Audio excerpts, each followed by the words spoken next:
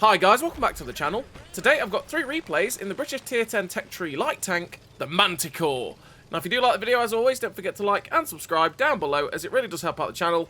And yes, sad times for the Manticore, because back in October, so the Halloween update, this tank actually got nerfed. And it's a tank that you sit there going, did it really get nerfed? Oh, okay, sure. So, what got nerfed about this vehicle? Well, in terms of what got nerfed on it, it ended up getting its terrain resistances nerfed a little bit, so it was a little bit worse in its mobility, but to be honest, they don't do much to the ability of this tank to drive. The rotation speed went from 45 to 42, which was just an attempt to make it a little bit less mobile. Shot dispersion penalty during movement and rotation went from 0.16 to 0.18. That means after you're fired, the aim circle becomes a bit larger. The turret rotation speed went from 40 to 38. The view range went from 400 to 390. And on this gun, it went from a 1.9 second aim time to a 2 second aim time, with 0.38 down to 0.4 on the accuracy. And the shot dispersion during turret rotation went from 0.08 to 0.09, meaning that the aim circle blooms out more when you turn the turret. So, yeah, it got some quite hefty nerfs to Manticore, and I just don't think it deserved it. It does top the leaderboards for light tanks for doing damage, and it had a pretty good win rate. But on the whole, it's a real struggle to get it to do that, and it's one of those light tanks that doesn't actually get played that much by the general player base, which then skews it a little bit more, right?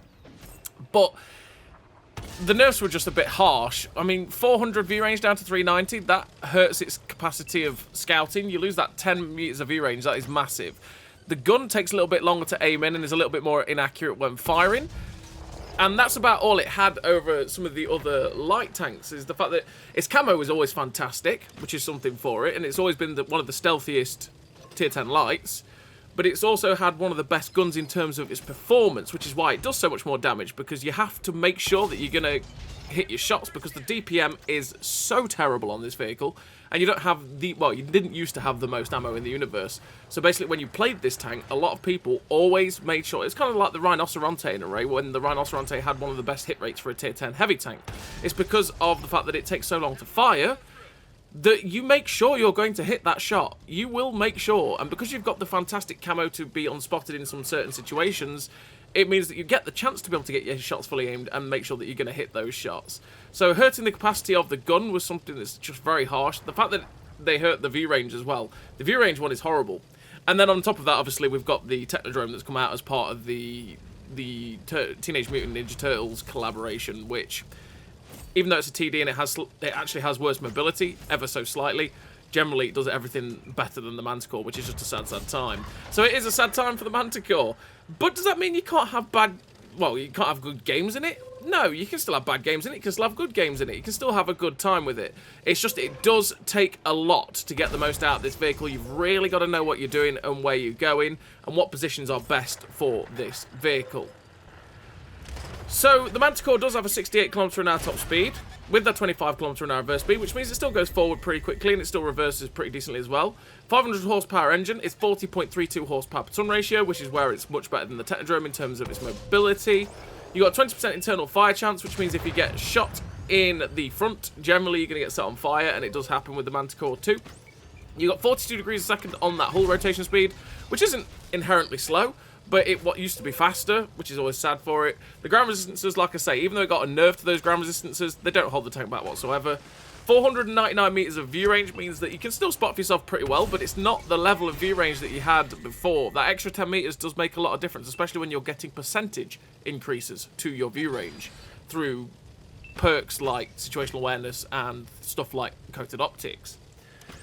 You got 234 meters of concealment, which is really good. Like I say, this tank is super duper stealthy, which is always the strength of the tank. This tank has always been a fantastic passive scout. It's never been the best active scout. It's always one that you want to push to aggressive bush locations, and then you can spot from those locations without really getting spotted. And then also you can do stuff like this quite easily because of the camo being so good, which is you can get to locations like this where you can shoot through bushes, and as you can see, people will struggle to see you because your concealment is so good. You got 38 degrees a second on the turret rotation speed, which again is a little bit slower than your tracks, so bear that in mind. 0.91 accuracy during rotation is worse than it used to be. and it's not the best in the universe, with 3.79 accuracy during movement, which is absolutely horrific, meaning, as you can see, your aim circle becomes rather large on the Manticore, which can really be a pain for you with this vehicle, as the aim circle is massive, and that nerf to the aim time at 2 seconds means that you do end up feeling the aim time a little bit, but still, it does aim in fairly quickly. It's just one of those situations where you're sitting there with the full bloom like that, you sit there going, come on, come on, come on, I want to shoot, you know? You've got 0.35 accuracy at 100 meters, which again is not the most accurate in the universe. We've got a 10.21 second reload with the build that I run, which is 2.2, nearly 2.3k DPM, which is really not very good. With 248 penetration on the standard AP rounds and 268 penetration on the premium APCR rounds. 60 penetration on the HE for 480 damage. Means that you can use that on artillery quite nicely, as you've seen in this replay so far. I mean, you can up your damage quite a lot. You've got 1,100 meters a second shell velocity on the standard AP rounds, with 1,375 meters a second shell velocity on the premium APCR, which is actually pretty nice. The APCR velocity is great. The standard AP velocity at 1,100 is actually pretty good for AP as well, which is definitely something that is nice for the old Manticore. But yeah, the gun does struggle in a little bit with the penetration, because 268 at best means that you do struggle against some of the more super heavily armoured vehicles, so you've got to bear that in mind. You've really got to know where you're going to be positioning yourself to make the most of the penetration. And the one thing to note with this tank is that the AP penetration drop-off, by the way, is huge. You go from 248 to 208 penetration at 500 meters, and from 268 to 226 on the APCR. It's got that typical tier 10 light tank penetration over distance drop-off, which means it does drop off a hell of a lot. So we get spotted there on this game on Thiepval, and because of the fact that I didn't get spotted a minute ago at the same distance firing through concealment, I thought firing through 2 layers of bushes there, I wouldn't get spotted by that griller when I fired. But unfortunately for me, the game went, lol, get spotted anyway. And we finished the game with the 1,406 base XP, 4,200 damage, 3.3k assistance, 7k and a bit k combined. Really nice game there for the Manticore, and it was a really weird game for the Manticore as well. It was one of those games where I was like, where is their team? Why am I able to get to these positions? Okay, well, we'll see what we can do. And so we went to try and get the RT. We got one out. Then the second one was like, no, sorry, not today. You're not getting me. So we had to run away. Got chased by some mediums. Managed to still get a fair bit of damage. Get some nice assistance. But it ended up ending for us pretty quickly when the gorilla said, hey, I will spot you now. And death to us. So I've been through all the statistics of this vehicle with the crew that I run, but what is the crew that I actually do run on the old Manticore? Well, on the Manticore I run Born Leader, Rapid Reload, Sixth Sense, Situational Awareness, Steady Aim, Run and Gun, Camouflage Expertise, Green Thumb, Muffled Shot, Advanced Loader, Camo Net, Optics. Optics to be able to get the 499 meters of view range so I can actually spot for myself, as I am a light tank. It's nice to be able to spot for yourself. The Camo Net to get the best out of that concealment, same as the Camouflage Expertise and Muffled Shot and the Green Thumb, with the Advanced Load to get the best out of the DPM. Now, I run Green Thumb to have better concealment in a bush, so that it's harder for people to be able to see me, and then it means that I can stay unspotted in a lot more situations and keep firing without having to move too much. Camouflage Expertise obviously makes the camo better in general, with the Muffled Shot reducing the effect of firing by 35% on this vehicle, which, well, on any tank, which is always a nice thing to have.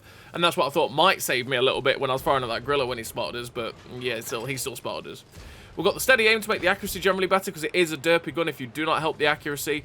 And then the Run and Gun to just knock that accuracy during movement down, because it is a bit derpy if you do not do that. And it means that it just reduces the amount that the aim circle blooms out while you're on the move. It still blooms out quite a lot, but it just reduces how much it blooms out.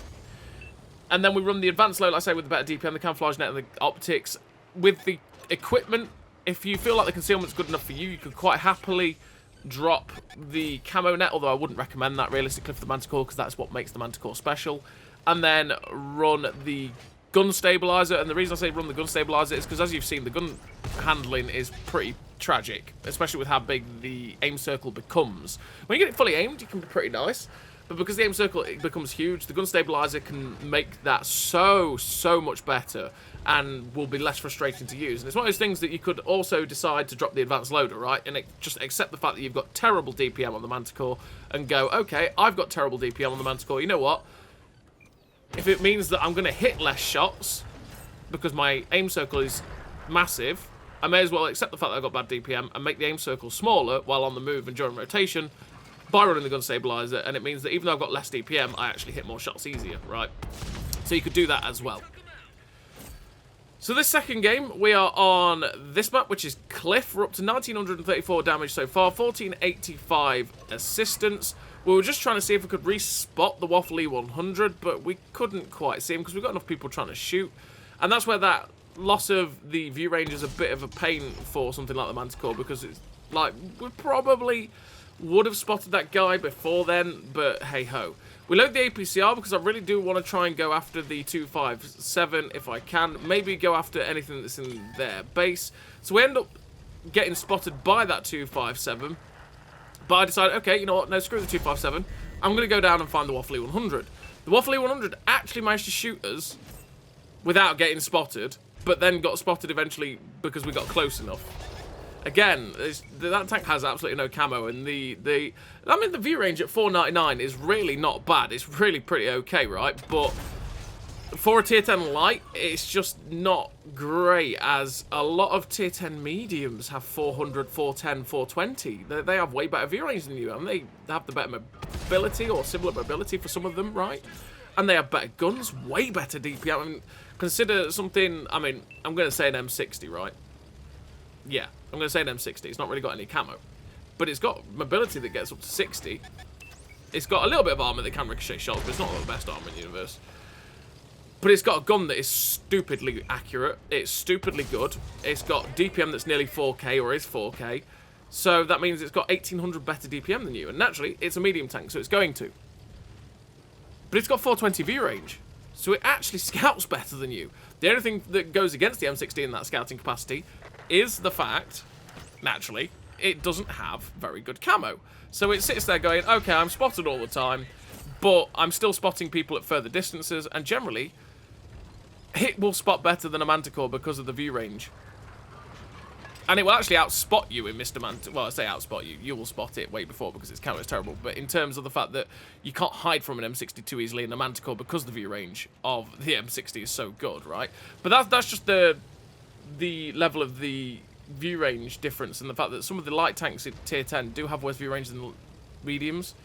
And you sit there going, well, what makes me want to play a Manticore over playing a Leopard, say, where I can get the camo to 273 on a Leopard, which is, you know, 30 to 40 meters worse than the Manticore, sure. But I still get into those aggressive spotting locations quite easily in a Leopard. I have 3.7k DPM in a Leopard. I have an incredibly accurate gun, fantastic penetration, still the same mobility at 68 kilometers an hour, and I do hit it, and 525 meters of view range. So it's one of those things where the Manticore just sits there going, I can do a roll, but most other tanks can do it better than I can, except for the stealthy, which is sad. I mean, a Terran can do better than this in terms of its scouting capacity, which is always a sad time. And the Technodrome. The Technodrome can do way better than this in terms of scouting capacity as well. The only thing that Technodrome loses over the Manticore is that moving concealment and having, what, 5 meters of still concealment worse? So the Technodrome does way better than this. And yeah, sure, the Technodrome has, I think, 20 horsepower per ton ratio worse, and a slightly worse top speed, and a slightly better hull rotation, sorry, a slightly worse hull rotation speed. But generally, in the role that the Manticore wants to play, the Technodrome still does better than it. And it's just, that means the Manticore, what I'm trying to say is basically the Manticore is just sitting in that sad times location at the minute, where it sits there going, I want to be liked, but you've really got to know what you're doing to get the most out of me. And even then, in quite a few situations, it's still a struggle for a Manticore at times, which is just a bit frustrating. But there we go. We're on to the third and final replay. And this third final replay is actually one of those replays that is just making me reconsider slightly what I want to do with the on-track series. Because I do like the on-track series. I like making them. I like doing that, where you get to see all the tech tree vehicles in a tech tree, right? Stuff like that. But what I've always had with that on-track series is the fact that it's ace tankers. You know, it's the whole point of it is to show the tanks at their best so you can see what it's like. Because generally with the ace tankers, that means it's a lot of the time you're seeing the tank at its best capacity and how it wants to be played. But the ace tanker system at times is a little finicky. And the reason I say this is that this game is a pretty nice game, but it won't be an ace. And I had a game where I did ace this tank, but I did 4,000 damage with 4 kills and 2,000 assistance. And this game is just far, far better than it. But I just got way better base XP for some reason, right? So, when you're talking about games that get featured in this on-track series, which one was better? Probably this one and not the other one, right? So I'm considering with the on-track series, I don't know what you guys think about it, but considering with the on-track series, just to go with whatever, play a tank quite a few times, and then whatever we get best-wise in terms of the gameplay, show that, and then show what the tanks are capable of in that way, and then that way we'll probably get more on-track series out there, because the on-track series is always one of those that takes forever to make, because it's a very, very long video, and then on top of that, it takes quite a while to get the replays, because of the fact that the base XP, the Ace Tanker system can be a bit finicky at times, and you have STB1 was one of those that was really irritating for that, because I ended up having a game where I did 8.6k damage and it was a second class, but then I did 4,800 damage with a top gun and got an ace, and we're sitting there going, what? You know, it's one of those. So yeah, I'm considering just changing it up so that we can get some on-track series videos out there, and then get loads of the tech trees out there, so you get to see all the tech trees in all their glory, and the tanks that, like I say, you generally don't see in terms of showing them on YouTube or seeing them on streams, or just generally people playing them that much, because they're not the most popular of lines. Take a 3002D, for example, as a tier 7 medium tank. You don't see that tank very often at all, but it's a pretty decent little tier 7, so yeah. I digress really, but I'll probably look at doing that in the future, and then that way we can just get more of the on-track series videos out. But I digress. Like I say, this game made me reconsider that, because I was like, why is this not an ace, but that other one was, you know? We're up to 1864 damage with 2.4k assistance. We're just trying to keep that back line lit up a bit and trying to avoid this waffle E100, because I don't want it. I just don't want the waffle's love. The Contracaro Mark II managed to get a shot into our back end, and that's a bit of pain. But we got unspotted, but we get respotted because the waffle E100 pokes around the corner. And once again, I don't want to get clipped by the waffle. Yeah, no, I'm just considering poking for a shot, but I decide no. Nope, that's a silly thing to do. We're not going to do that. We're going to go round under this way and see if we can get into a better position to get shots at the 4005 and then the Contracaro Mark II, because then we can get rid of these guys. So we see the 4005, and that is the camo of this vehicle right there, by the way, because that guy could not see us. He's, what, 290 meters away, and he only just spotted us. That's the camo of the Manticore. The Manticore's camo is utterly fantastic, and if you can use and abuse it, that's what you really have to do with this vehicle to get the most out of it. So we see the Contracaro 1 Mark II. He was looking at us on that right-hand side of the rock, so I decided to drive out the left-hand side of the rock because we got unspotted, so that if he decides to blind fire, he's not going to hit us. We get a shot through the side of the Mark II as he decided to turn around, and we finish that guy off. Now there's no one really on that A-line to worry us. We're going to go see if we can find the waffle, which we do, so we put a shot into the waffle there for 400, putting him down to a one-shot. Hopefully we'll be able to find a shot into the turret now of this waffle 100. And we just see the tippy top there of that vehicle and shut it down, because we knew with the waffle that if we could catch a shot at that little section on the right hand side of the turret, that would be poking up before that guy could ever see us with his gun, and we managed to get the shot in to finish off that German tier 10 tank destroyer, which is absolutely deadly. So we looked at the team listings there because we thought, with the Turan's still knocking around somewhere, right? And he was over here at A23, and in fact, there he is. So we're going to go after him. We've got the HE loaded because I wanted to try 60 penetration on the side of a Turan turret, or the back of a Turan turret. But we find the Batchat 15555. So we put a big round with the HE into the Batchat 15555. Get a second shot in for 495. That's all of our HE gone. We're just keeping an eye on the Turan. And the Turan was looking to come get us. The Turan could kill us in one shot if we're not careful. So I'm just being as careful as possible with this guy. He gets put down to a one shot, and we go in and finish him off. We're up to 4.3k damage with 2.4k assistance. And there's only 2 tanks left. There's a Type 5 Heavy and a Moisture. So we're going to go to whereabouts they were last spotted, which was in the middle of the map. And there we go. There's the Type 5 Heavy. Go straight to the premium rounds because, like I say, the penetration on the Manticore at 248 means that if you're shooting at stuff like Type 5s, it can be a struggle, even at the side, because of the penetration drop-off. That penetration drop-off is a massive thing. If that really does frustrate you, you could, if you wanted to, decide to run Iron Mace, and that's always something that could be a bit valid on a light tank.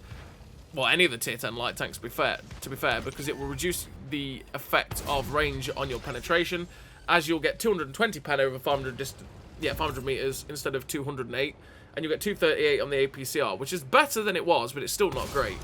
But yeah, if you get any funky bounces on vehicles, nice movement there, TD. Yeah, if you get any funky bounces at distance, you go, I've got 248 penetration, how am I not going through the side of that thing? A lot of it is because possibly your penetration dropped off a lot over distance. But we finished the game with the first class, the Confederate, 1582 base XP, 4 kills, 5082 damage with 3.4k assistance, which is 8.5k combined. A really nice game there for the Manticore, and I really hope I showed off what the Manticore is capable of, even though it's been nerfed, and it is on track at the minute, so if you want to get up to the Manticore, naturally, this is the best way to do it, because it'll be cheaper for you to pick up, and it will also be far easier to grind. But yeah, that's the Manticore. So as always, everybody, thank you very much for watching, and I'll see you next time.